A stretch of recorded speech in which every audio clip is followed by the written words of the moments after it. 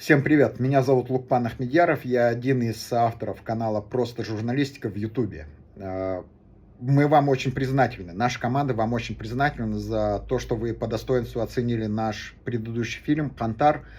Он в массе собрал уже практически больше 260 тысяч просмотров, и это самая лучшая оценка нашей работы.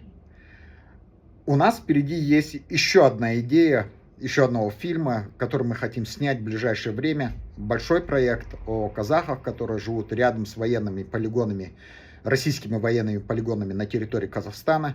Это большой проект, который потребует огромного энергии, времени и затрат. И поэтому мы обращаемся к вам с просьбой поддержать наш проект вашими пожертвованиями. Эти пожертвования могут быть абсолютно разными. Это может быть и 500 тенге, а может быть и 5000 тенге. Все зависит от ваших возможностей и желания.